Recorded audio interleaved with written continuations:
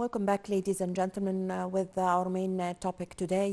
Our deep condolences to the government and the people of Kuwait after the death of the Emir Sheikh Nawaf Al Ahmad Al Jaber Al Sabah. We have just watched a few minutes ago the funeral procession of the late Emir, and also the burial procession of the late Emir. Well, to shed more light on his character and his ruling and the Kuwaiti-Egyptian relations, we have the pleasure to have this phone with our dear guest, His Excellency Medhat Meligi, Ambassador Medhat Meligi, former Assistant Foreign Minister. Good morning, Your Excellency. Good morning. Well, Your Excellency, Ambassador Meligi, the passing away of the late Sheikh Emir Nawaf Al Ahmad Al Jaber Al Sabah. Before he was the Emir of Kuwait, he was the Minister of Interior and also the Minister of Defense in Kuwait. So could you give us an idea about his character and the role he played in the history of Kuwait as a military man? Well, first of all, permit me to present my sincere condolences to the Kuwaiti royal family and to the people of Kuwait on this great loss of a great leader. It's not just a loss for the Kuwaiti people as much as it is a loss for the whole Arab nation. The late Prince Nawaf was known as someone who is really a nationalist and someone who has great respect for the Arab issues, and we have all seen his last remarks regarding the Israeli invasion on Gaza and the atrocities committed there. He had a very strong position, one of the strongest among the Arab world. And of course, we should not forget the strong relations that in his era with the Egyptian people and with the Egyptian government, and especially with President Abdel Fattah al-Sisi. So in this regard, we lost a statesman, and we hope, of course, that this will not be a hurdle in the way of the Kuwaiti people to prosper more with the coming prince and to have a better relation even with Egypt and the rest of the Arab world. Yes, as I've just said in my first question, that Emir Nawaf was, before he came the Emir of Kuwait, he was the Interior Minister and also the Defense Minister. Exactly. Yes, so how did this affect his character and add to his actions and achievements as a military man? Well, actually, that's why I called him a statesman. I mean, he had a tremendous experience as a Minister of Interior and then a Minister of Defense, which actually prepared him to be the prince that we have known as the head of the Kuwaiti state. Of course, being in those very particular and peculiar ministerial jobs actually gave him the experience that he needed to run the country. Of course, being the Minister of Interior, that means that you know everything that happens inside your country, you are in touch with your own people, and of course the military, which is actually also part of the foreign relations of any country, because usually most of our weaponry and the training of the national the army and so on happens with foreign countries, which actually also prepares him once more to see the whole picture of his country and its capabilities to prepare him for the job that we've seen. And we've seen him as a leader, as a prince, as a head of state. We've seen him how he dealt with every situation and position with no fear, with respect to the size of his country, and to understand more about how he should deal with any nation in the world. Yes, what we always noticed about Emir of Kuwait, Sheikh Nawaf, that he gave a kind of freedom for the parliament.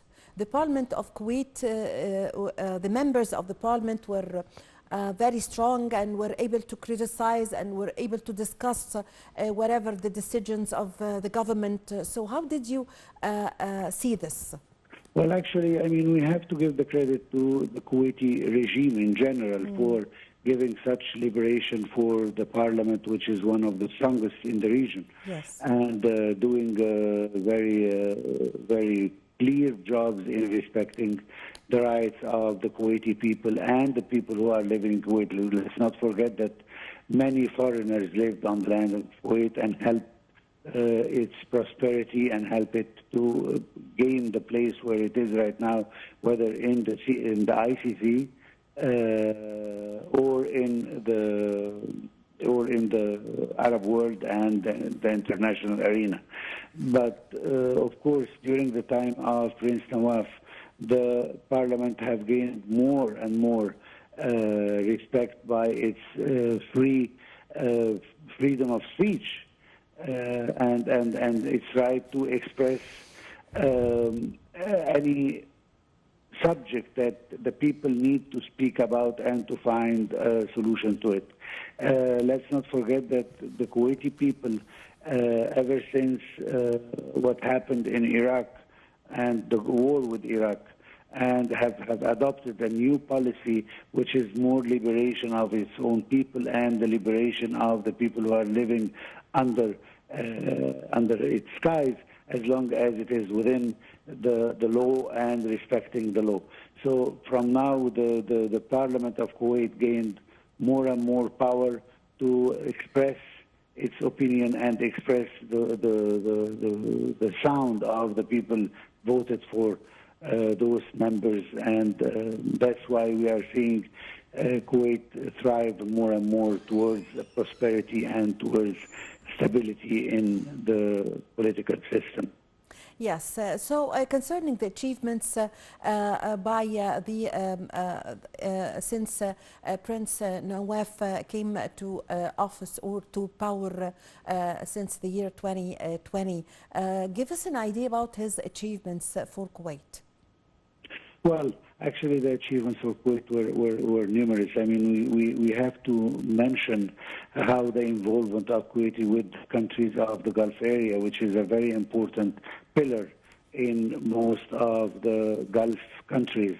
And that's on one side. On the second side, of course, we cannot deny the more and more involvement of Kuwait, which was usually a little bit shy to express itself more on the international arena. But with Prince Nawaf, Kuwait was more vivid on the international arena with many initiatives and new ideas for the region and on the international. And as I said, one of the most important things recently, which is the Kuwaiti position vis-à-vis the invasion of Gaza Strip, and Kuwait, on the tongue of the late Prince Nawaf, spoke openly about its condemnation to Israel about atrocities that has been committed there.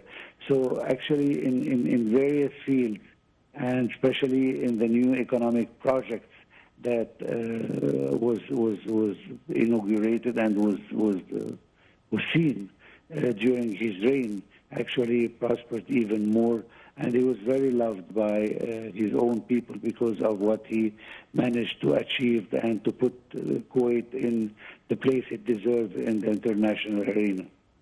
Yes, so Your Excellency Ambassador Meligi, also concerning the Egyptian-Kuwaiti relations, of course it's a historical one and it's very strong, but let's concentrate on the past few years during the regime or since the Prince Nawaf came to power. So give us an idea about the kind of relations between Egypt and Kuwait and how he was able to develop the ties more and more.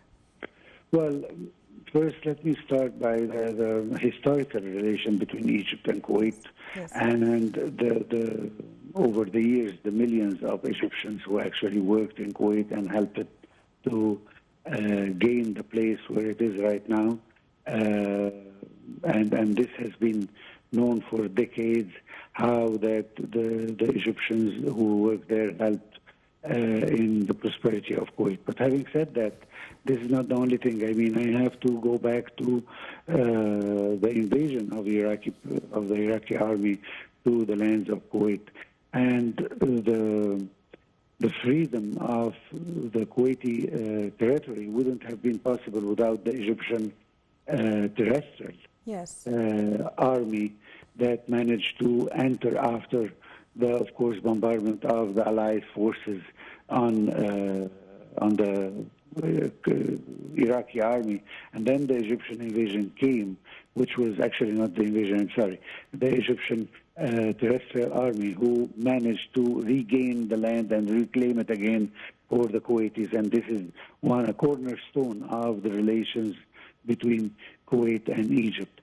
On the other hand, ever since President el-Sisi took power, and not one event that happened in the region, whether we're talking the Middle East or worldwide, and it hasn't been a phone call or a visit, official visit between the two countries to establish a unique and unified position vis-a-vis this event.